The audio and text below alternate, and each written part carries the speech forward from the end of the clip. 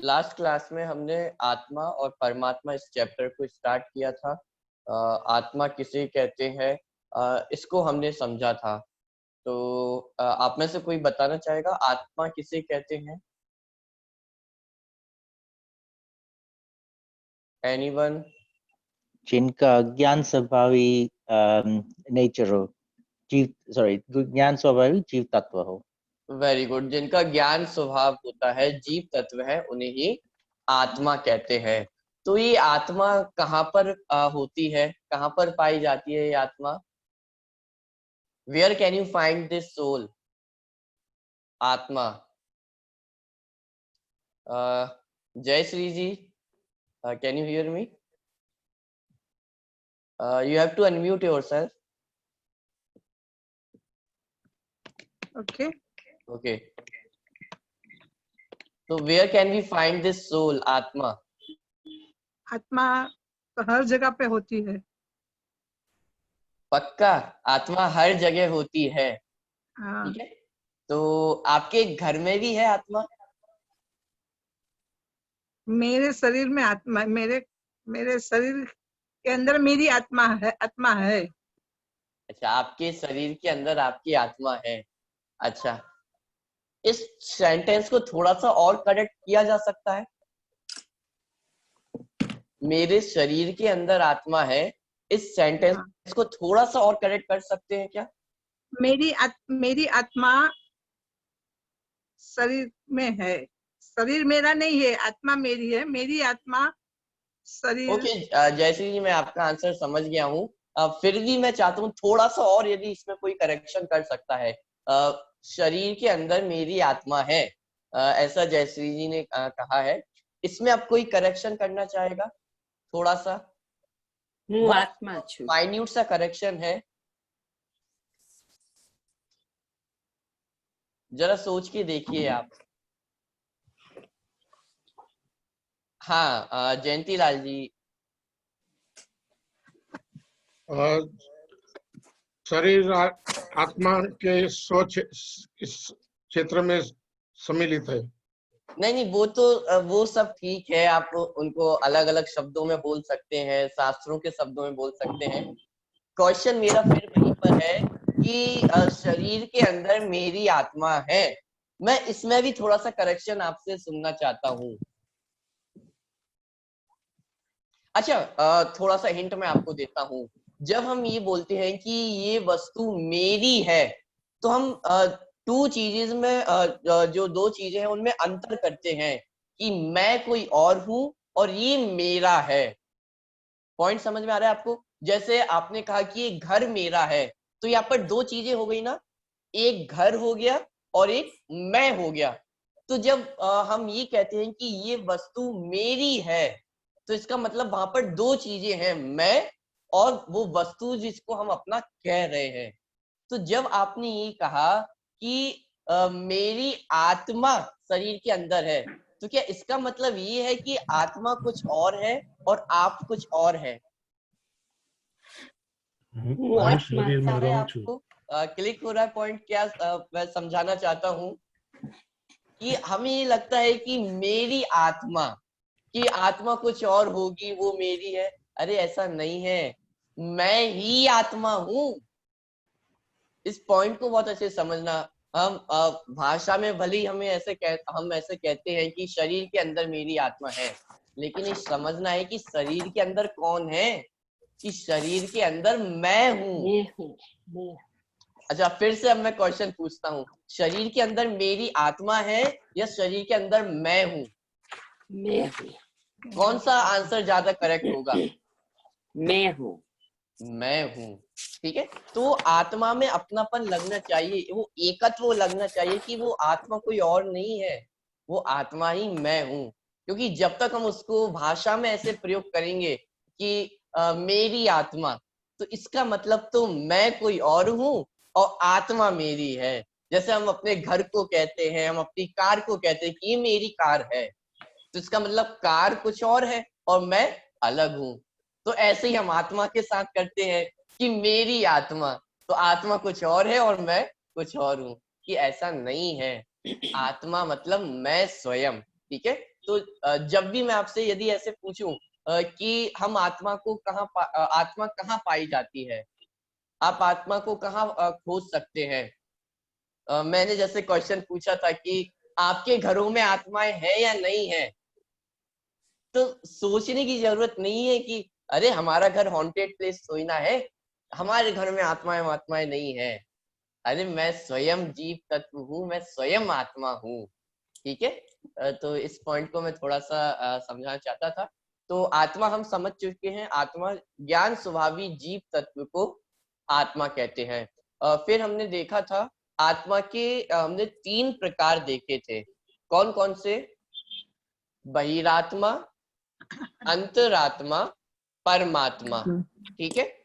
वास्तव में देखा जाए तो आत्मा 3 नहीं है, आत्मा तो एक ही है, लेकिन उसकी अवस्थाएं अलग अलग है। तो अवस्थाएं कितनी है?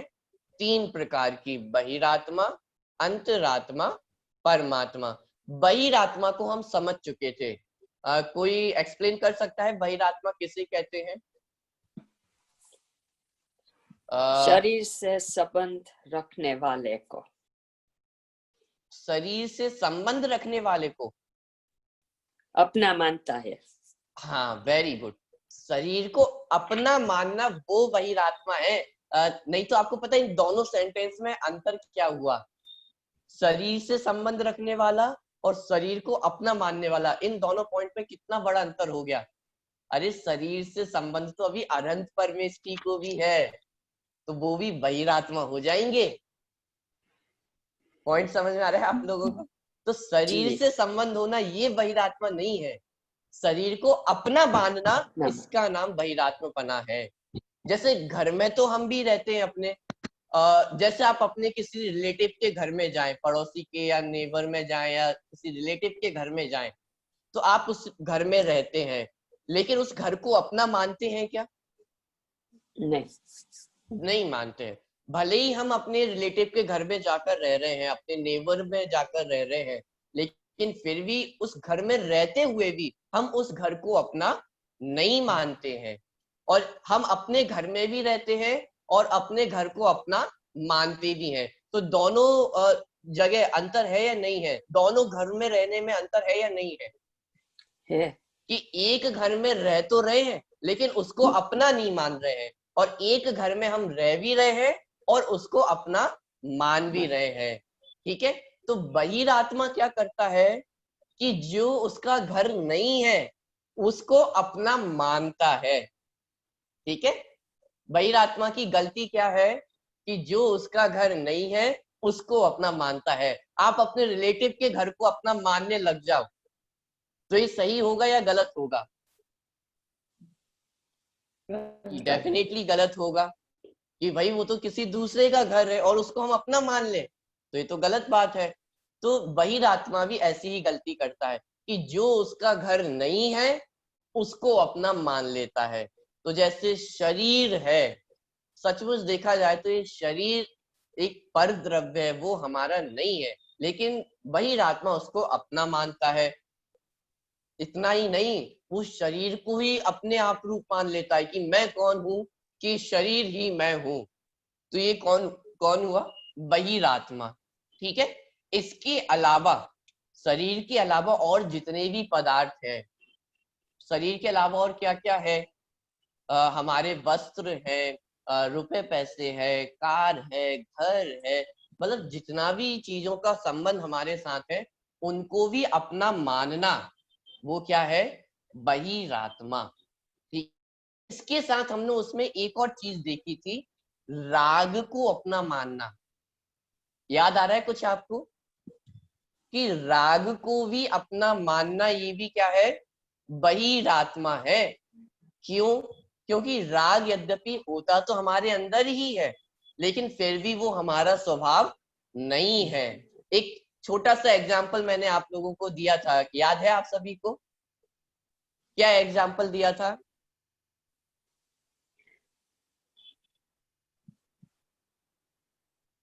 अरे याद नहीं आपको एग्जाम्पल?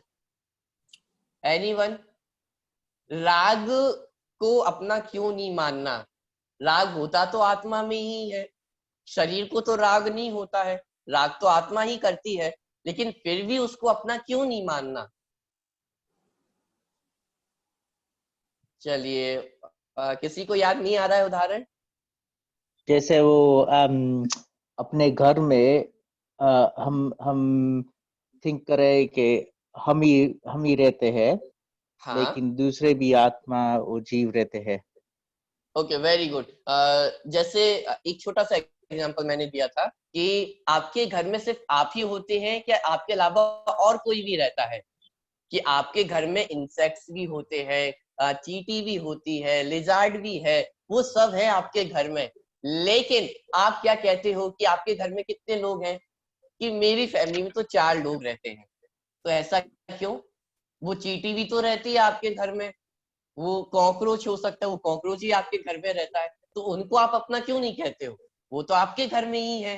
कि भले ही वो हमारे घर में है, और इतना ही नहीं, उनका जन्म भी उसी घर में हुआ, उनका मरण भी उसी घर में हुआ। हमारा जन्म तो हॉस्पिटल में होता है, मरण भी हॉस्पिटल में होता है, तो हमसे ज्यादा अधिकार तो उनका होना चाहिए, लेकिन फिर भी हम उनको अपने घर का नहीं मानते हैं। ऐसे ही राग है। 1 मिनट, मैं थोड़ा सा ब्रेक ले रहा हूँ, जस्ट अ मिनट।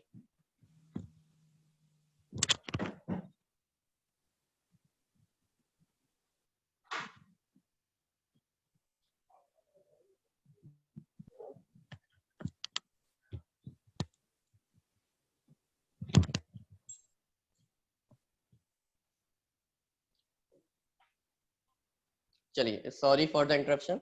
हाँ, तो हम ये बात कर रहे थे कि जैसे हमारे घर में जो इंसेक्ट्स होते हैं, वो हमारे घर में होने पर भी हम उनको अपना नहीं मानते हैं। जैसे आप लोगों के घर में बालकनी होगी या गैलरी होगी, तो वो बालकनी गैलरी आपके घर में है या आपके घर के बाहर है?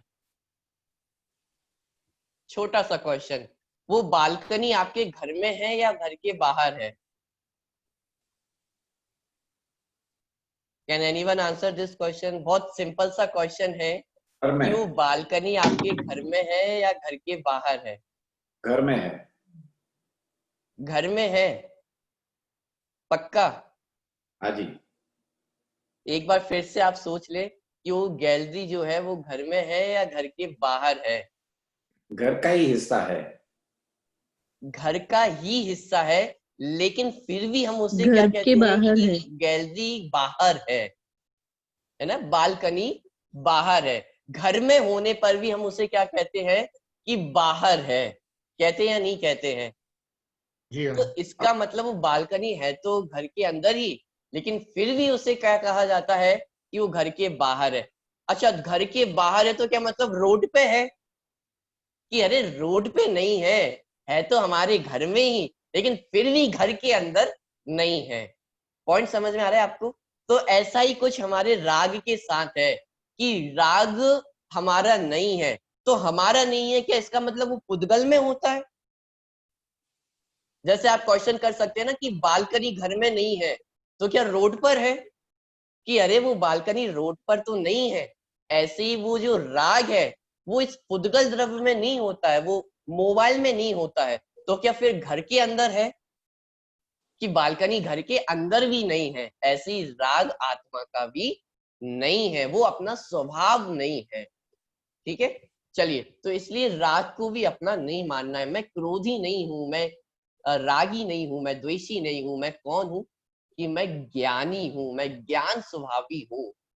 चलिए, तो इतनी बात हमने बहिरात्मा में की थी। आज हम अंतरात्मा, परमात्मा, इन 2 टॉपिक्स को समझेंगे। चलिए, तो रेडी हैं आप सभी? यस और नो? यस। यस। चलिए, एक बार आप मुझे सब बता दिया करें तो मुझे भी पता चलता रहे कि आप सभी रेडी हैं या नहीं है। ओके, हम आगे बढ़ते हैं। अब हम बात करेंगे अंतरात्मा की। अंतरात्मा 2 शब्दों से मिलकर बना है, अंतः प्लस आत्मा। अंतः प्लस आत्मा। तो इसका मतलब क्या हुआ कि जो जिसकी दृष्टि अपने अंदर होती है, जिसका अपनापन अपने में ही होता है। हमने देखा था जो बहिरात्मा है उसकी दृष्टि बाहर की तरफ होती है। बाहर की तरफ मतलब बाहर की चीजों को अपना मानता है। लेकिन जो अंतरात्मा है वो ऐसी गलती नहीं करता है। वो अपने घर को ही अपना मानता है, वो अपनी वस्तु को ही अपना मानता है, किसी दूसरे की वस्तु को अपना नहीं मानता है। अच्छा, यदि बहिरात्मा से पूछा जाए कि आपको दुख किस बात का है, तो बहिरात्मा बहुत सारे आंसर आपको दे देगा कि मेरे पास रुपए पैसे नहीं है, या घर अच्छा नहीं है, या घर में लड़ाई झगड़े होते हैं। ऐसे बहुत सारे आंसर्स आपको मिल जाएंगे। ये आंसर्स किसके होंगे? बहिरात्मा के, क्योंकि वो दुख का कारण कहाँ खोज रहा है? बाहर खोज रहा है। वहीं यदि अंतरात्मा से पूछा जाए कि सुख दुख के कारण कहाँ है, तो अंतरात्मा का क्या जवाब होगा कि वो सुख दुख के कारण अपने अंदर ही है। वो हमारी गलती है कि मैं दुखी हो रहा हूँ, पर पदार्थों के कारण मैं दुखी नहीं होता हूँ। तो अंतरात्मा की जो दृष्टि है, जो सोच है, वो अपने तक सीमित है, वो अपने में रहती है, और बहिरात्मा की बाहर होती है। और जब हम सुख की बात करेंगे तो बहिरात्मा बाहर की तरफ सुख खोजेगा कि यदि अच्छा घर हो जाएगा तो मैं सुखी हो जाऊंगा, बहुत अच्छी अच्छी डिशेस मुझे खाने को मिलेंगी तो मैं सुखी हो जाऊंगा, या बहुत महंगी गाड़ी मैं खरीद लूंगा तो मैं सुखी हो जाऊंगा। तो ये सारे जवाब किसके हैं? बहिरात्मा के हैं। किसके हैं? बहिरात्मा के। और अंतरात्मा के क्या जवाब होंगे कि अरे सुख का कारण बाहर नहीं है, बहुत बड़ा बंगला ना हो तो भी मैं सुखी हो सकता हूँ, बहुत बड़ी कार ना हो तो भी मैं सुखी हो सकता हूँ। ठीक है, तो सुख दुख के कारण बाहर खोजना वो बहिरात्मपना, और सुख दुख के कारण अंदर खोजना वो अंतरात्मा। ठीक है, चलिए तो अब डेफिनेशन हम देखते हैं अंतरात्मा किसे कहते हैं। आप लोगों को मैं पीडीएफ शेयर कर रहा हूँ।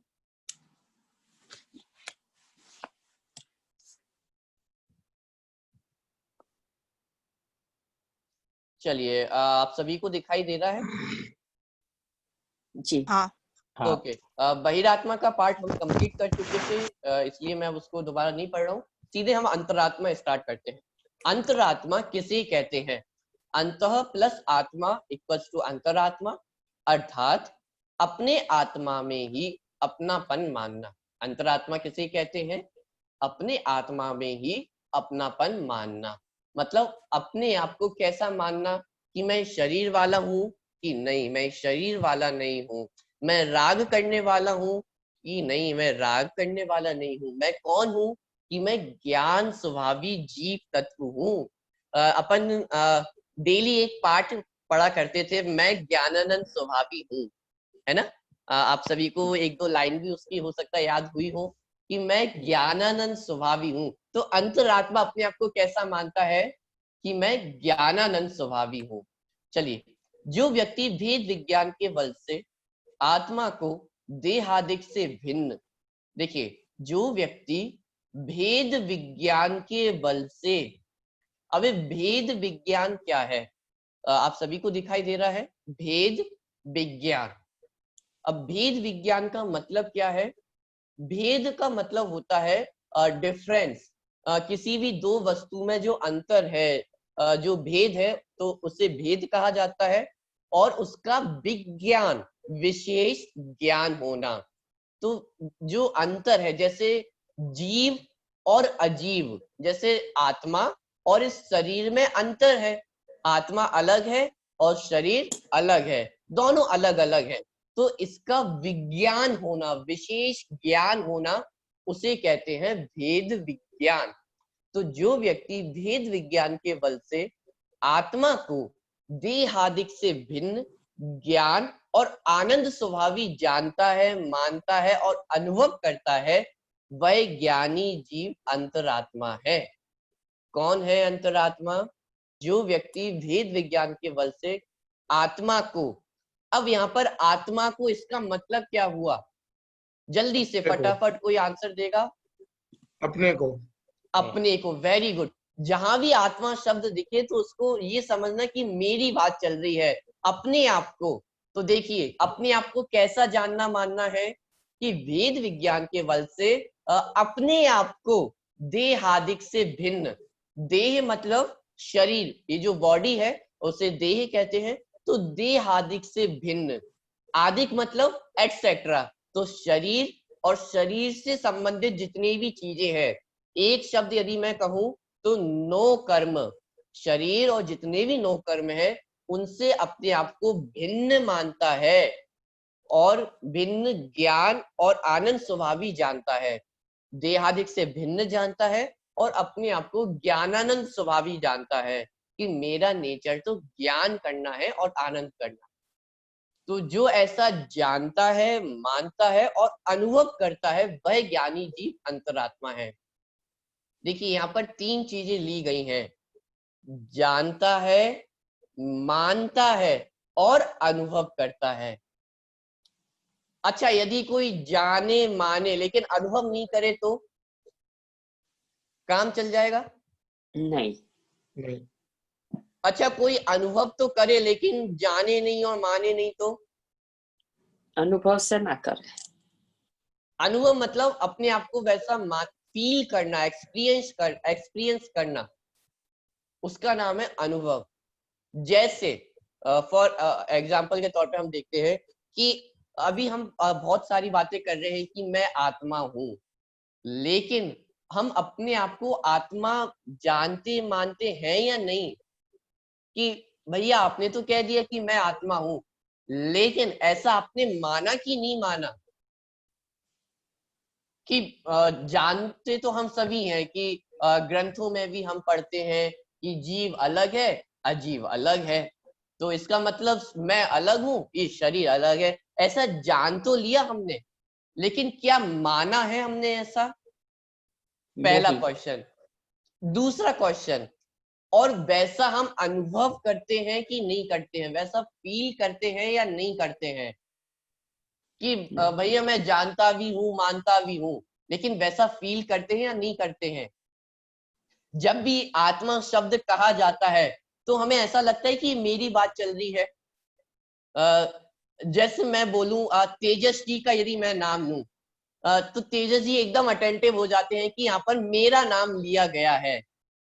तो ऐसे ही जब आत्मा कहा जाता है तो उस समय आपको अटेंशन फील होता है कि हाँ यहाँ पर मेरी बात चल रही है।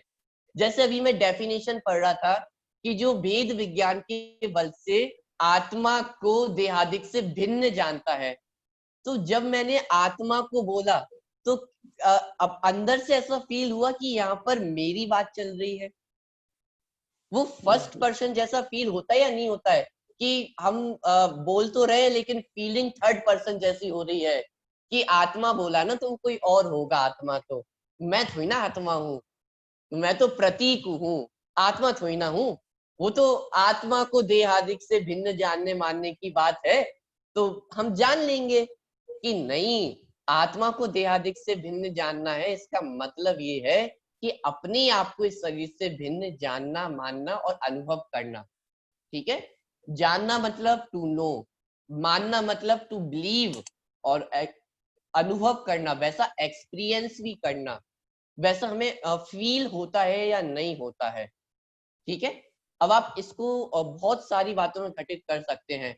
मान लीजिए इंग्लैंड में यदि बहुत ज्यादा समर है, बहुत गर्मी हो रही है, मान लीजिए 40-45 डिग्री टेम्परेचर है, और आप बाहर से बहुत गर्मी से बाहर अंदर घर में आए हैं, तो बहुत पसीना पसीना पूरे हो रहे हैं आप, बहुत ज्यादा आप समझ सकते हैं कैसी हालत हो रही होगी। एकदम दोपहर का टाइम था, आफ्टरनून थी, और मान लीजिए 12 या 1 बजे के लगभग आप बाहर से दौड़ दौड़ के आ रहे हैं और अपने घर में आए हैं। अब मेरा क्वेश्चन ये है कि अब आपको सुखी कौन कर सकता है इस जगह पर? इस कंडीशन में हम सुख किससे मानते हैं, बताइए? एयर कंडीशन से। बहुत ज्यादा गर्मी है, 45 डिग्री टेम्परेचर है, आप दौड़ के आ रहे हैं बिल्कुल धूप में, और अंदर घर में प्रवेश एंट्री की है आपने। अब बताइए आपको सुख के नाम पे सबसे पहले क्या याद आता है? ठंडा पानी। ठंडा पानी याद आता है, एसी याद आता है। आइसक्रीम याद आता है।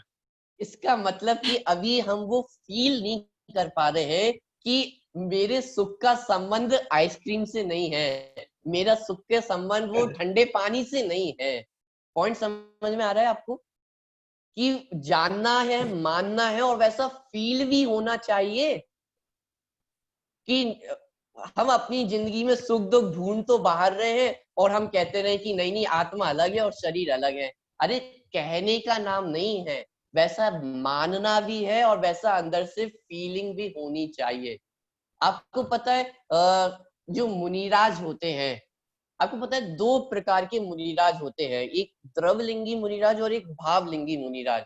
यदि किसी ने भी 6 ढाला यदि पढ़ी हो थोड़ी सी भी, तो 6 ढाला में एक ऐसी लाइन आती है कि जो मुनिराज है वो करोड़ों जन्मों में तप करते हैं लेकिन फिर भी उन्हें सम्यक दर्शन की प्राप्ति नहीं होती। आपको पता है हम सब भी मुनिराज बन चुके हैं, नग्न दिगंबर दीक्षा धारण की है, लेकिन फिर भी हम इस संसार में क्यों रुल रहे हैं? और मुनिराज मतलब आप मुनिराज का स्वरूप तो हम सभी समझ चुके हैं, नग्न दिगंबर अवस्था धारण करना, 28 मूल गुणों का पालन करना, ये सब कुछ हम कर चुके हैं और एक बार नहीं कितनी ही जन्मों में हमने मुनि दीक्षा धारण की होगी, लेकिन फिर भी आज हम इस संसार में क्यों हैं? कोटि जन्म तप तपे ज्ञान बिन कर्म झरे जे, ज्ञानी के छिन माही त्रिगुप्ती ते सहज करे थे। एक छोटी सी पंक्ति आती है 6 डाला ग्रंथ में कि मुनिराज हो जाने पर भी यदि हम वैसा मानते और फील नहीं करते हैं तो मुनि दीक्षा भी हमारी व्यर्थ चली जाती है। तो यहाँ पर कितना ज्यादा उसका वजन है मानने का और फील करने का, कि जान तो हम सभी लेते हैं कि शरीर अलग है, आत्मा अलग है, लेकिन जब उसको प्रैक्टिकल लाइफ में हम एक्सपीरियंस करते हैं तो तब हमें ऐसा लगता है या नहीं लगता है कि मैं बाहर की चीजों से सुखी नहीं होऊंगा, मैं ठंडे पानी से सुखी नहीं होऊंगा, मैं आइसक्रीम से सुखी नहीं होऊंगा। तो ये हमें फील होता है या नहीं होता है? तो उससे हम अपना अनुमान लगा सकते हैं कि हम अभी बहिरात्मा है या अंतरात्मा है। ठीक है, तो जानना भी है, मानना भी है और वैसा अनुभव भी करना है, वैसा फील भी करना है। तो जिसे ऐसा होता है वो कौन होता है? अंतरात्मा। कौन होता है वो? अंतरात्मा। ठीक है, अब इतनी अपन ने चर्चा की है अंतरात्मा की, तो आपके दिमाग में अंतरात्मा की कैसी इमेज बन रही है? वो अंतरात्मा कैसा होता होगा? चलिए एक छोटा सा क्वेश्चन मैं आप लोगों के लिए छोड़ रहा हूं अभी। एक इमेज बनती है ना कि जैसे ही हमने बहिरात्मा बोला तो हमारे अंदर एक इमेज बनती है कि जो पापी होगा, पर पदार्थों को अपना मानता है, परिग्रही होगा, तो एक इमेज हमारे अंदर ऐसी बन जाती है। मैं यदि भगवान बोलूं तो आपको तुरंत अरहंत सिद्ध परमेष्ठी याद आते होंगे, महावीर भगवान याद आते होंगे।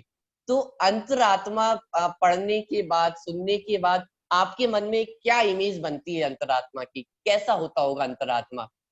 चलिए थोड़ा सा मैं आपको टाइम दे रहा हूँ, आप सोचिए, तब तक हम जो कुछ और पॉइंट्स हैं उनको पढ़ते हैं, फिर मैं आप लोगों से पूछूंगा कि वो अंतरात्मा कैसा होता होगा, उसकी कैसी इमेज आपके मन में बन रही है। तब तक आप भी सोचते रहें कि अंतरात्मा कैसा होता होगा। चलिए जब तक मैं फिर से पीडीएफ शेयर करता हूँ।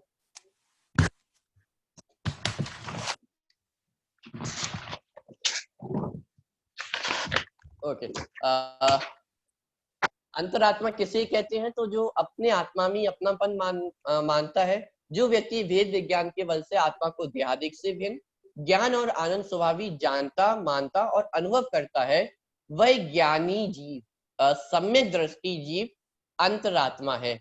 ठीक है, चलिए एक हिंट आपको मिल गया है कि अंतरात्मा जो है वो सम्यक दृष्टि होता है, ज्ञानी होता है। चलिए अंतरात्मा की मान्यता, अंत आत्मा में ही अपनापन मानता है। बहुत सिंपल है, जो अंतरात्मा है वो अपने को ही अपना मानता है, मतलब पर पदार्थों को अपना नहीं मानता है। आत्मा के अतिरिक्त किसी पर पदार्थ में अपनापन नहीं मानता है। तो बहुत सिंपल से पॉइंट्स थे। चलिए अब मैं थोड़ा सा आपसे जो क्वेश्चन पूछा आपको दिया था, तो किसी के मन में कोई इमेज बनी अंतरात्मा की? कैसा होता होगा अंतरात्मा? आप बता सकते हैं, ये अपनी क्लास चल रही है, कोई ऐसा ना सोचे कि मैं आंसर दूंगा तो क्या सोचेंगे लोग। सबको यहाँ पर अभी हम सभी बैठे हुए हैं, किसी को भी कुछ भी नहीं पता है। आप जो भी आंसर देना चाहें बिल्कुल दे सकते हैं। हाँ अर्चना जी।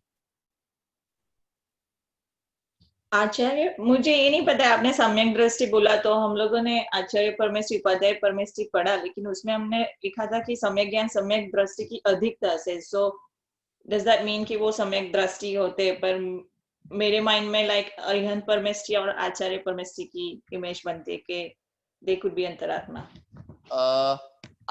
अरहंत परमेष्टि भी उनको बॉडी होता है ना, इसलिए। ओके चलिए, तो मतलब अरहंत परमेश की, आचार्य परमेश की, उपाध्याय और साधु परमेश की भी ले सकता हूँ। हाँ, क्योंकि उनको भी समय मतलब ज्ञान तो होता ही है, तो वेरी गुड। ले सकते हैं। चलिए आंसर आपका सही है। थोड़ा सा करेक्शन करना होगा, वो मैं जरूर आगे करूंगा, लेकिन लगभग आपका आंसर गलत नहीं है, बहुत सही आंसर है। आचार्य उपाध्याय साधु परमेश की अंतरात्मा है। और कोई आप लोगों के मन में और क्या क्या इमेज बनी? रश्मिन जी, आपके मन में क्या इमेज बनती है जैसे ही हम अंतरात्मा सुनते हैं?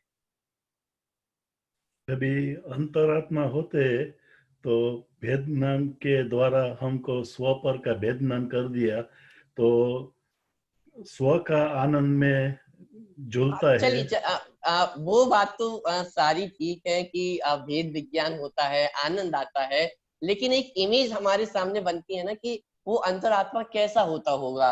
नग्न दिगंबर जो मुनिराज है, हमारे साधु हैं, वो अंतरात्मा होते हैं, या जो धोती दुपट्टा पहनते हैं वो अंतरात्मा होते हैं, या जो ब्रह्मचारी है वो अंतरात्मा है।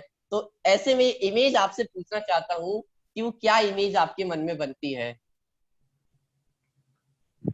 सिद्ध जी का। ओके, सिद्ध जीव अंतरात्मा है। चलिए और कौन बोलना चाहेगा? हाँ जयंती लाल जी बताना चाह रहे हैं। सप्तम गुणस्थान वर्ती मुनिराज की जो दशा होगी।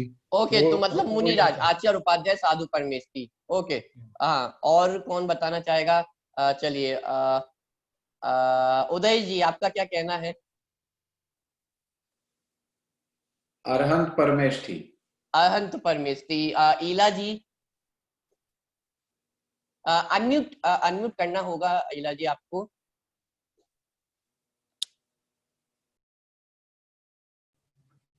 चलिए ईला जी की आवाज नहीं आ पा रही है। और कौन है? तेजस जी, आपको क्या लगता है क्या इमेज बनती है? सिद्ध परमेष्टि का। सिद्ध परमेष्टि? अरे हमारे पास 3 ऑप्शन है अभी। बहिरात्मा अंतरात्मा पढ़ रहे हैं, परमात्मा फिर कहाँ जाएंगे? लेकिन वो अंतरात्मा का जो ज्ञान तो जिसको मिलेगा वो like we all want to be सिद्ध परमेष्टि एट सम पॉइंट। हाँ वो बात एकदम सही है कि हम सिद्ध परमेष्टि होना चाहते हैं, लेकिन अभी अंतरात्मा तो सिद्ध परमेष्टि नहीं हुए ना। चलिए और कौन? राज जी भी हमें दिखाई दे रहे हैं। राज जी, आपको क्या लगता है? वास्तव में तो मुनिराज, लेकिन जो चौथा पांचवा गुणस्थान वाले भी अंतरात्मा हो सकते हैं। ओके, चलिए इसको मैं और थोड़ा सिंपल करके पूछता हूँ। कोई व्यक्ति जो जीन्स टी शर्ट में है, वो अंतरात्मा हो सकता है? बहुत डायरेक्टली आपसे बहुत सिंपल करके छोटा सा क्वेश्चन आपसे पूछ रहा हूँ। जिसने जीन्स पहना हुआ है और टी शर्ट पहनी है मान लीजिए, तो वो अंतरात्मा हो सकता है या नहीं हो सकता है? नहीं हो सकता है। हो सकता है, हो सकता है। अच्छा चलिए वोटिंग हम कर लेते हैं। जितने लोग कह रहे हैं हो सकता है वो हाथ खड़ा कर ले। ओके, जयंती लाल जी कह रहे हैं, तेजस जी कह रहे हैं, ओके, प्रवीण जी की आईडी से आप बैठी हैं, आप भी कह रहे हैं। चलिए मतलब मेजोरिटी ये कह रही है कि नहीं हो सकते हैं, बीजल जी कह रही है हो सकते हैं। इसके अलावा कुछ लोगों के मैं देख नहीं पा रहा हूँ, तो मुझे पता नहीं चल रहा है उनका वोट कहाँ है। अच्छा चलिए, तो मतलब मैक्सिमम लोग मैं समझता हूँ कहना चाह रहे हैं कि वो अंतरात्मा नहीं हो सकते हैं। ठीक है, अच्छा चलिए, कोई एक व्यक्ति है जिसने सफेद कुर्ता पहना है, नीचे बढ़िया धोती पहनी हुई है और बढ़िया टोपी लगाई हुई है, जैसे हम देखते हैं पंडित जी की टोपी लगाते हैं, तो वो अंतरात्मा हो सकते हैं या नहीं हो सकते? हो सकते हैं। हो सकता है। नहीं, हो सकते हैं। अच्छा, वो हो सकते हैं। अच्छा, एक और बार हम वोटिंग कर लेते हैं, तो उनको कौन अंतरात्मा कह रहा है? वो हो सकते हैं। चलिए, तो मतलब अभी भी माइनॉरिटी में ही है, ज्यादा लोग अभी भी नहीं मान रहे हैं कि वो अंतरात्मा हो सकते हैं। अच्छा, ब्रह्मचारी हैं, कुर्ता भी नहीं है, धोती दुपट्टे पहनने वाले हैं, तो वो हो सकते हैं या नहीं हो सकते अंतरात्मा? नहीं, हो सकते हैं। हो सकते हैं। वो हो भी हो सकते सकता है। हैं, नहीं हो सकते हैं। अच्छा चलिए, नग्न दिगंबर मुनिराज हैं, तो वो अंतरात्मा हो सकते हैं या नहीं हो सकते हैं? हो हो सकते हैं। हो सकते हैं। अच्छा, हो सकते हैं या होते हैं? होते हैं। हो सकते हैं। हो चलिए, कम से सकते हैं। कम सात मुनिराज में तो हम सभी एक मत है कि वो तो होते ही हैं। इसमें आप हो सकते हैं कोई वाली बात है ही नहीं, होते ही हैं, वे तो अंतरात्मा है ही, होते हैं। अगर अगर वो द्रव्यलिंगी मुनि है तो नहीं हो सकती।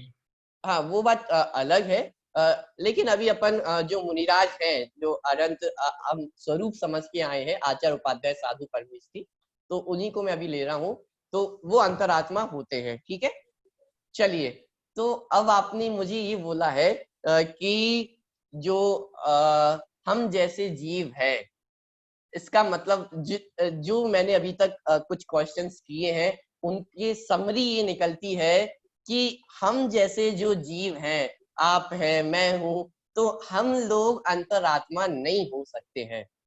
एक जो वोटिंग करके जो मुझे समझ में आया है, तो वो उसका रिजल्ट ये निकला है कि हम लोग अंतरात्मा नहीं हो सकते हैं।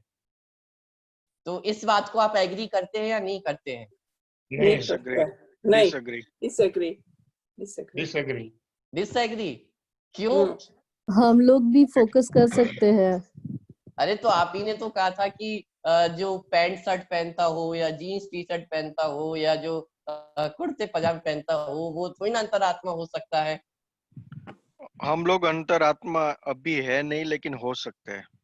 अच्छा, हो सकते तो तब तो मुनिराज बन जाएंगे। मैं तो अभी पूछ रहा हूँ, आप अभी घर में बैठे हुए हैं, आप अभी अंतरात्मा हो सकते हैं या नहीं हो सकते हैं? हो सकते हैं, अगर आप ध्यान दोगे, तो आप अंतरात्मा में ध्यान दोगे तो हो सकते हैं। तो फिर अभी तो आप जीन्स टी शर्ट पहने हो, कैसे हो जाओगे? तो आपने डेफिनेशन में अपने तो अपने आत्मा को को देहा भिन्न चलिए, तो अपने अपने कभी आप को अपने आप को अगर आप आत्मा समझते हैं तो आप हो सकते हैं। चलिए, तो जो आप आंसर्स मुझे अभी दे रहे हैं कि यदि मैं अपने आप को आत्मा समझूं तो मैं अंतरात्मा हो सकता हूँ, तो मेरा क्वेश्चन ये है कि क्या वो जीन्स टी शर्ट पहनने वाला अपने आप को आत्मा नहीं समझ सकता है क्या? वो कुर्ते पजामे पहनने वाला या धोती दुपट्टे पहनने वाला अपने आप को अंतरात्मा नहीं समझ सकता है क्या? अच्छा, कोई हेडफोन लगा के बैठा हो तो वो अंतरात्मा हो सकता है या नहीं हो सकता है? हम हो सकता है ना अंतरात्मा ये। की इमेज ऐसी बना लेते हैं कि अंतरात्मा मतलब कोई ऐसा होता होगा जो अनंत परमेष्ठी हो, सिद्ध परमेष्ठी हो, या मुनिराज तो होंगे ही, वो अंतरात्मा होंगे। अरे, मुनिराज तो अंतरात्मा है ही, नो डाउट, उसमें कोई डाउट की बात नहीं है, लेकिन हम लोग भी अंतरात्मा हो सकते हैं। पॉइंट हमें ये समझना है, क्योंकि अंतरात्मा मतलब जो अभी मोक्ष मार्ग में है, और मोक्ष मार्ग की प्रारंभ हमें भी होती है, बल्कि चौथे गुण स्थान से मोक्ष मार्ग का प्रारंभ होता है। तो इस बात को हमें समझना होगा। चलिए, अब जो क्वेश्चंस आपको हो रहे हैं पीडीएफ के माध्यम से, वो सारे अभी क्लियर हो जाएंगे कि कैसे कौन कौन अंतरात्मा हो सकता है। चलिए, मैं पीडीएफ आपको शेयर कर रहा हूँ, फिर आपको थोड़ा समझ में आएगा कि ये क्या चल रहा है अभी। चलिए देखिए, अंतरात्मा के भेद। स्वयं में स्थिरता की अपेक्षा अंतरात्मा के 3 प्रकार है। अंतरात्मा 3 प्रकार के होते हैं। कितने प्रकार के? 3 प्रकार के। जैसे डिग्री होती है ना, गुड, बेटर, बेस्ट, है ना, तो ऐसे ही आप यहाँ पे भी समझ सकते हैं कि एक होते हैं उत्तम, एक होते हैं जघन्य और एक होते हैं मध्यम अंतरात्मा। कितनी अंतरात्मा है? 3 प्रकार की अंतरात्मा है, उत्तम, मध्यम और जघन्य। कितनी है? 3। उत्तम अंतरात्मा, जघन्य अंतरात्मा, मध्यम अंतरात्मा। तो देखिए, उत्तम अंतरात्मा किसे कहते हैं? अंतरंग और बहिरंग दोनों प्रकार के परिग्रह से रहित, उत्कृष्ट शुद्ध उपयोगी क्षीण कषाय मुनि 12वें गुण स्थान वर्ती उत्तम अंतरात्मा है। जघन्य अंतरात्मा अविरत सम्यक दृष्टि 4थे गुण स्थान वर्ती जघन्य अंतरात्मा है। और जो मध्यम अंतरात्मा है, उत्तम अंतरात्मा व जघन अंतरात्मा के मध्य दशावर्ती देशव्रती श्रावक और मुनिराज 5वें से 11वें गुण स्थान वर्ती मध्यम अंतरात्मा है। चलिए देखिए, 3 प्रकार की अंतरात्माएं हैं। कितने प्रकार की? 3 प्रकार की, उत्तम, मध्यम, जघन्य। ठीक है, नाम याद हुए आप सभी को? उत्तम, मध्यम, जघन्य। ठीक है, जैसे गुड, बेटर, बेस्ट होता है ना, तो जघन्य मतलब गुड, मध्यम मतलब बेटर और उत्तम मतलब बेस्ट। ठीक है, तो सबसे बेस्ट जो अंतरात्मा है, जो उत्तम अंतरात्मा है, वो है 12वें गुण स्थान वर्ती मुनिराज। कौन है? 12वें गुण स्थान वर्ती मुनिराज। अब एक नया टर्म आया है, गुण स्थान। अब एक गुण स्थान किसे कहते हैं?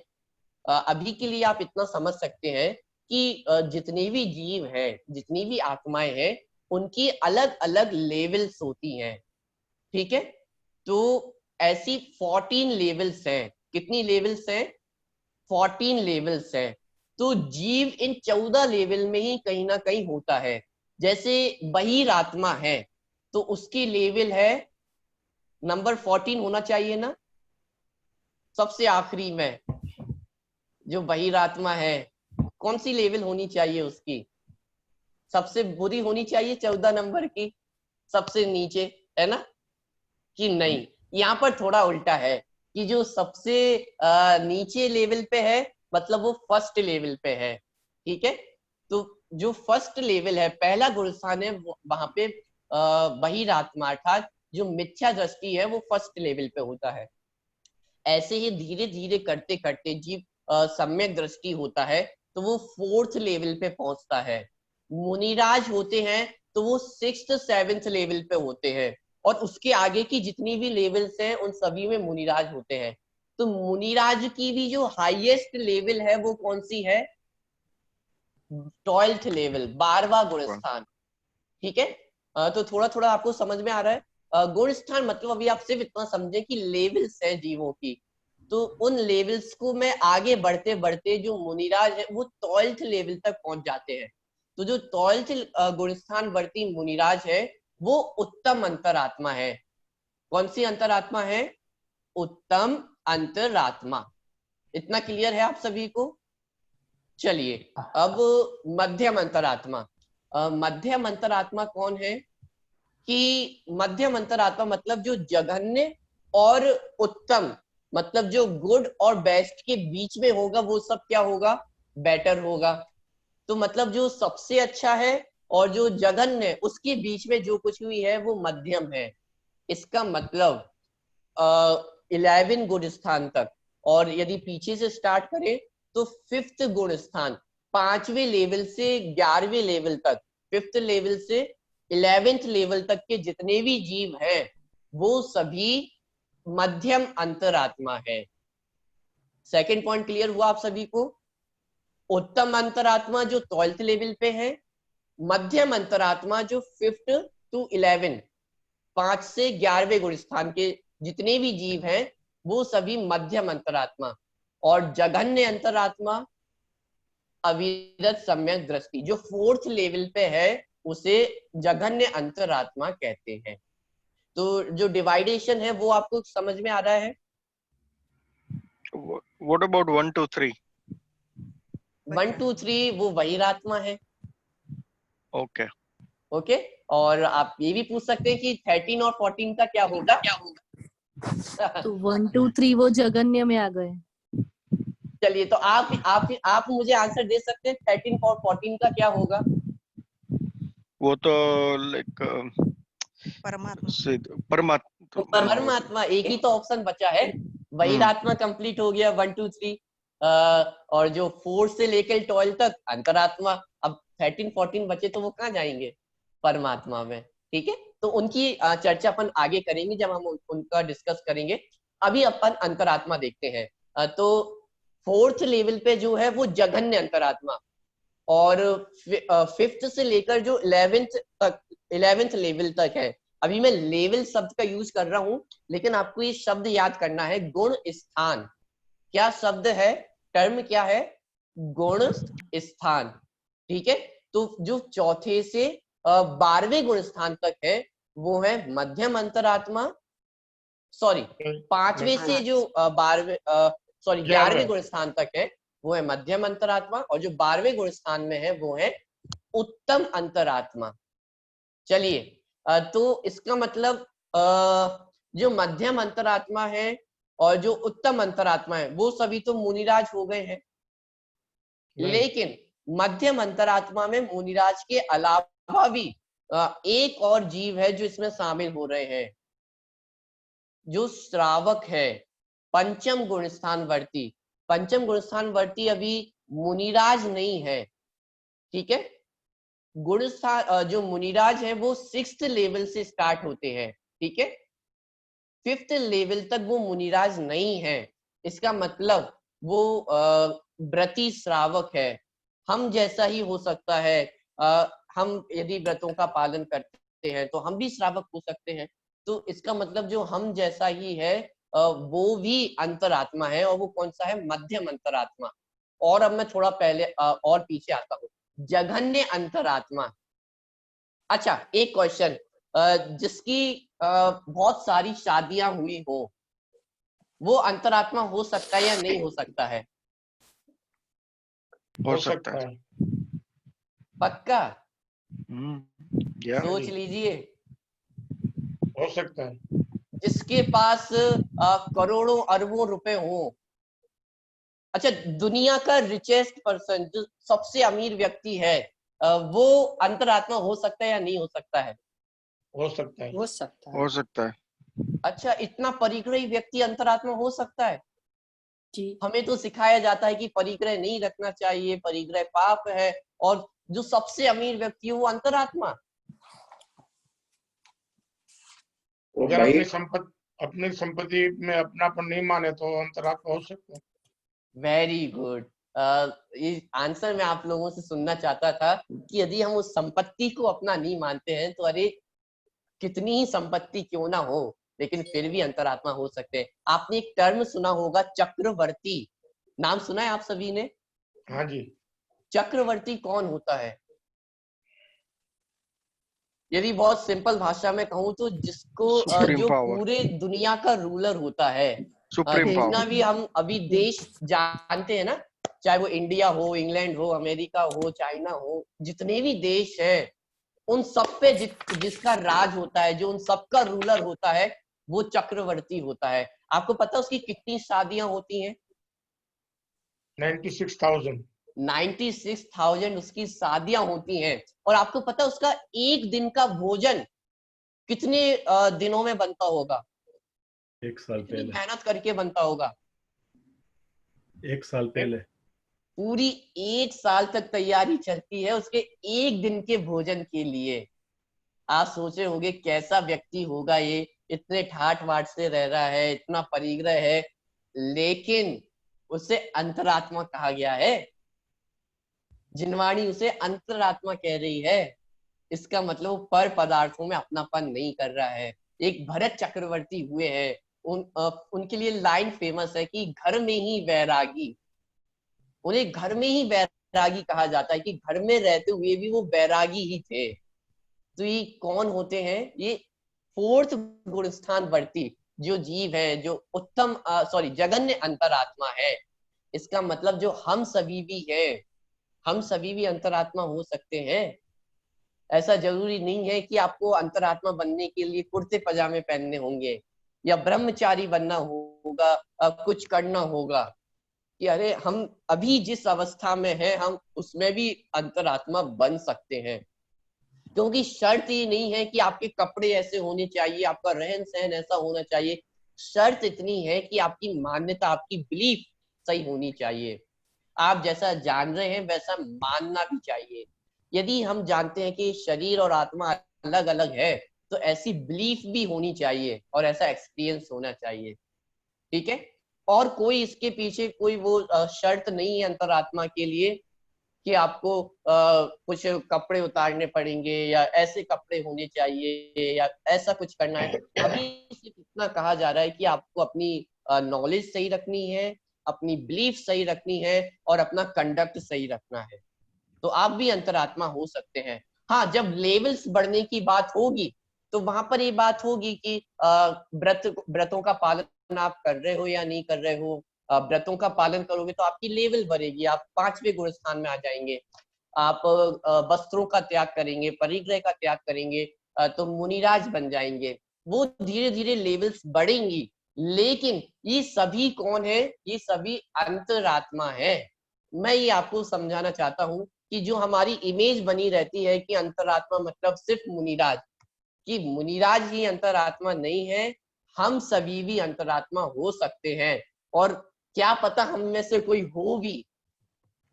कोई डाउट, कोई आश्चर्य की बात नहीं है यदि हमारी क्लास में कोई अंतरात्मा हो, तो इसमें भी कोई चौंकने जैसी वाली बात नहीं है कि हमारे बीच में भी कोई अंतरात्मा हो सकता है। कि अरे बिल्कुल हो सकता है।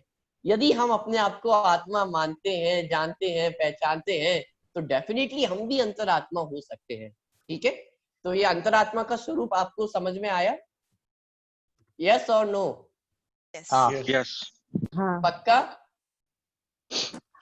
लॉक किया जाए। चलिए, तो अब आपको ये कंफ्यूजन तो नहीं होगा कि कोई जीन्स टी शर्ट वाला अंतरात्मा हो सकता है या नहीं हो सकता है। ठीक है, चलिए, तो इसका मतलब चौथे गुण स्थान से लेकर जो 12वें गुण स्थान तक है वो सभी अंतरात्मा है। उनकी अलग अलग लेवल्स है। जो 4th लेवल पे, 4th गुण स्थान पे है, वो जघन्य अंतरात्मा। 5th से लेकर जो 11th लेवल तक है गुण स्थान में है, वो मध्यम अंतरात्मा। और जो 12th लेवल पे है, 12th गुण स्थान पे है, वो है कौन है वो? उत्तम अंतरात्मा। Very good. चलिए, जल्दी से अपन तीसरे गुण स्थान वाले को क्यों हमने उसमें से नहीं लिया, जो मिश्र अवस्था है? थोड़ी देर में आप लोगों के क्वेश्चंस लूंगा। पहले मैं थोड़ा ये पार्ट कंप्लीट कर दूं, फिर मैं आपके क्वेश्चंस भी लूंगा। ठीक है? चलिए, अंतरात्मा के भेद हमने यहाँ पर देख लिए हैं।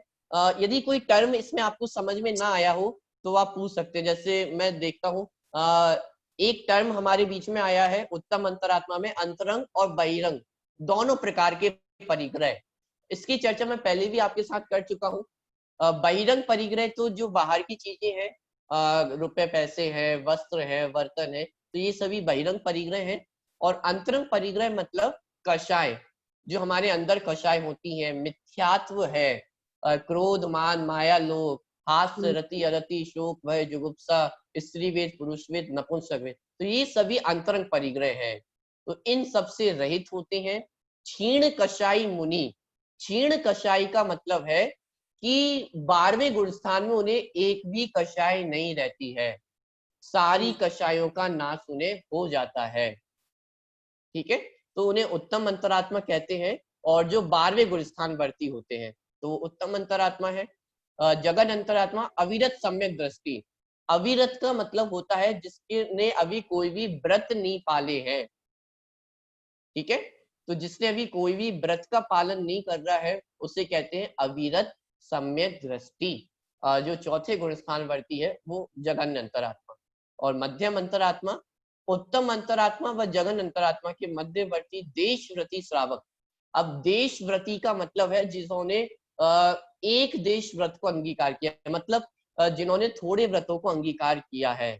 जैसे हिंसा है, तो हिंसा का उन्होंने अभी पूरा त्याग नहीं किया है, अभी उन्होंने थोड़ा त्याग किया है, तो उन्हें देशव्रती श्रावक कहा जाता है।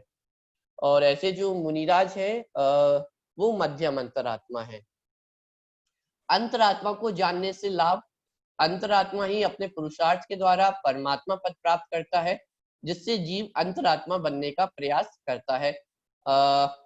अंतरात्मा पूर्ण सुखमय दशा नहीं है, मोक्ष की ओर जाने का मार्ग है, यह जानने से जीव इस दशा में अटकता नहीं है। देखिए इस पॉइंट को आप अच्छे से समझ लें। जो सेकंड पॉइंट है, अंतरात्मा पूर्ण सुखमय दशा नहीं है, मोक्ष की ओर जाने का मार्ग है, यह जानने से जीव इस दशा में अटकता नहीं है।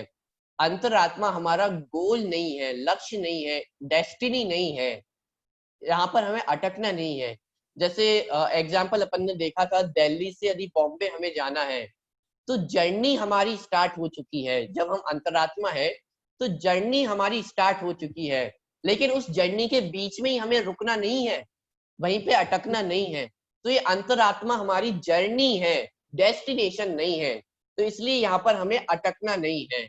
और थर्ड पॉइंट है, अंतरात्मा मुक्ति मार्ग का पथिक होने से किंचित उपादेय दशा है, अतः इसे प्रकट करने के भाव जागृत होते हैं कि भाई ये जर्नी है, अब रास्ते में आ रहा है, इसलिए किंचित उपादेय दशा है, इसे प्रकट करने के भाव जागृत होते हैं। लेकिन हमें गोल अब तक कहाँ रखना है कि सिद्ध गति में परमात्मा बनने पर हमारा गोल होना चाहिए।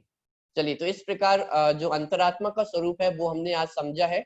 नेक्स्ट क्लास में हम परमात्मा पार्ट को समझेंगे। चलिए, अब आपके जो प्रश्न है वो आप पूछ सकते हैं।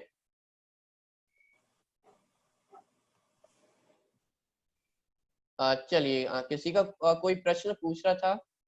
नहीं, मैंने पूछा था आपको कि तीसरे गुणस्थानवर्ती जो होते हैं, जो मिश्र सम्यक दर्शन होता है, हाँ, तो सम्यक मतलब अविरतिपना तो नहीं है, तो इसलिए उसको बाहर निकाल दिया इस अंतरात्मा से।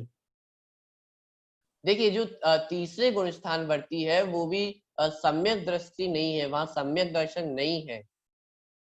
अच्छा, मतलब लेकिन मिथ्यात्व और सम्यक दर्शन दोनों की मिश्र अवस्था की गई ना वहाँ पे। हाँ, वो मिश्र अवस्था रूप है, लेकिन उसे अंतरात्मा के लिए नहीं लिया गया है, और उसका काल भी बहुत थोड़ा सा ही होता है। तो तीसरे गुण स्थान के बाद जैसे ही उसका काल खत्म होता है तो पहले गुण स्थान में, दूसरे गुण स्थान में आ जाता है। ठीक है, तो पहले, दूसरे और तीसरे गुण स्थान बढ़ती है, बहिरात्मा है। ठीक है, ओके, और कोई क्वेश्चन? आप देशव्रती और अविरति का थोड़ा एक्सप्लेन हाँ, कर सकते हैं? अविरत सम्यक दृष्टि मतलब जो अभी बिल्कुल भी व्रतों का पालन नहीं कर रहा है, ठीक है, जिसने औपचारिक अभी व्रतों का पालन नहीं करता है, वो है अविरत सम्यक दृष्टि। मतलब जो अभी फोर्थ लेवल पे है, चौथे गुण स्थान पे है, उसे अविरत सम्यक दृष्टि कहते हैं। आ मतलब नहीं, विरत मतलब व्रत। तो जिसने अभी किंचित भी व्रतों का पालन नहीं करता है उसे अविरत सम्यक दृष्टि कहते हैं। जैसे चक्रवर्ती का एग्जाम्पल अभी हमने लिया था, तो चक्रवर्ती ने अभी कोई से भी नियम नहीं लिए हैं, कोई से भी व्रतों का पालन नहीं किया है, तो वो कौन है? अविरत सम्यक दृष्टि। सम्यक दर्शन है, वो पर पदार्थों को अपना नहीं मानता है, अपनी आत्मा को ही अपना मानता है, लेकिन अभी वो कोई व्रतों का पालन नहीं कर रहा है, तो इसलिए वो है अविरत सम्यक दृष्टि। और देश व्रत होता है जिसने थोड़े पापों का, या जो जिसने थोड़े व्रत अंगीकार किए हैं, पूरी जैसे मुनिराज हैं तो उन्होंने पूरी हिंसा का त्याग कर दिया है। लेकिन जो पंचम गुण स्थानवर्ती है, देशव्रती श्रावक है, वो पूरी हिंसा का त्याग नहीं किया है। अच्छा, जैसे देशव्रती श्रावक है तो उसको रहने के लिए कोई जगह चाहिए होगी या नहीं चाहिए होगी? तो अपने रहने के लिए वो घर बनवाएगा या नहीं बनवाएगा? बनवाएगा। और घर बनवाने में हिंसा होगी या नहीं होगी? होगी। होगी। घर बनवाने में हिंसा भी होगी, लेकिन इसके बावजूद वो सम्यक दृष्टि है और देशव्रती है। क्योंकि उसने कुछ हिंसा का त्याग किया है, उसने संकल्पी हिंसा का त्याग किया है। संकल्पी मतलब सोच कर मारना कि मुझे तो इसको मारना है, मुझे इसकी हिंसा करनी है, तो ये कहलाती है संकल्पी हिंसा। तो इसके वो त्यागी है। ऐसे ही पांचों पापों में हम घटित कर सकते हैं कि अभी उनका संपूर्ण त्याग नहीं किया है, तो वे कहलाते हैं देशव्रती श्रावक। तो पांचवी जो लेवल होती है, पांचवा जो गुणस्थान होता है, वहां पर ये स्थिति बनती है। और इसके आगे जो मुनिराज हैं वो सभी पांचों पापों का पूरा त्याग करते हैं, बिल्कुल भी हिंसा नहीं करेंगे, बिल्कुल भी झूठ नहीं बोलेंगे, तो वे महाव्रती उन्हें कहा जाता है। ठीक है, तो अविरत, अविरति, देशव्रती और महाव्रती। अविरति मतलब जिन्होंने बिल्कुल भी व्रत नहीं लिए हैं, देशव्रती मतलब जिन्होंने थोड़े व्रत लिए हैं, और महाव्रती मतलब जिन्होंने पूरे व्रत लिए। ठीक है, गुरुदेव श्री को हमने अविरति समय सम्यक दृष्टि, गुरुदेव श्री को हमने अविरति सम्यक दृष्टि में क्यों शामिल किया है? तो व्रती सम्यक दृष्टि हो सकते हैं कि नहीं हो सकती? जी, गुरुदेव श्री भी अपने आप को अविरत सम्यक दृष्टि ही मानते थे। ठीक है, ठीक है। हाँ, जो ये सम्यक दर्शन है, अविरत, देशव्रत और महाव्रत। एक बार क्वेश्चन आप रिपीट करें, मैं सुन नहीं पाया हूँ। तो ये तीन सम्यक दृष्टि के प्रकार है, महाव्रती, देशव्रती और अविरत, अविरति। हाँ, हमने अभी देखा ना, अंतरात्मा के अंतर्गत ये सभी है। जो अविरति है, अविरत सम्यक दृष्टि, वो चौथे गुण स्थान, फोर्थ।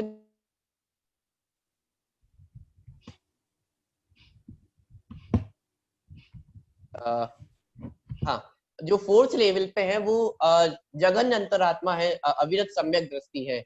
जो देशव्रती है वो फिफ्थ लेवल पे है, और जो महाव्रती है वो सिक्स लेवल से आगे, वो सभी महाव्रती हैं। तो सम्यक दृष्टि ये सभी है।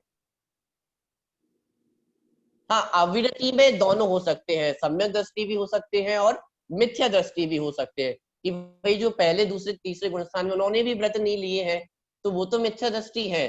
तो सम्यक दृष्टि और मिथ्या दृष्टि में क्या अंतर, कि अविरत जो सम्यक दृष्टि है वो अपने आप को आत्मा ही मानता है, और जो मिथ्या दृष्टि है वो पर पदार्थों को अपना मानता है। तो ये अंतर है। चलिए, अभी के मैं क्वेश्चन आंसर्स को यहीं पर रोकता हूं, क्योंकि मुझे बताया गया था आपका योगा सेशन भी है। तो हम अभी की क्लास को यहीं पर पूरा करते हैं। आपके आगे भी जो भी क्वेश्चंस हो आप ग्रुप पर मुझे भेज सकते हैं, पर्सनली मुझे भेज सकते हैं, या जो नेक्स्ट सेशन हमारा होगा उसमें मैं आपके क्वेश्चंस को ले लूंगा। ठीक है, तो अभी के सेशन को हम यहीं पर पूरा करते हैं, और जो नेक्स्ट क्लासेस है वो हमारी फ्राइडे को रहेगी। तो आप सभी उसको जरूर अटेंड करें। नेक्स्ट क्लास में हम परमात्मा वाला जो पार्ट बचा है उसको कंप्लीट करेंगे। ठीक है, चलिए नमोकार मंत्र हम सभी पढ़ेंगे। नमो अरिहंतारम, नमो सिद्धारम, नमो आयरियाणम, नमो वज्रायाणम, नमो लोवे सर्वसाहुणम।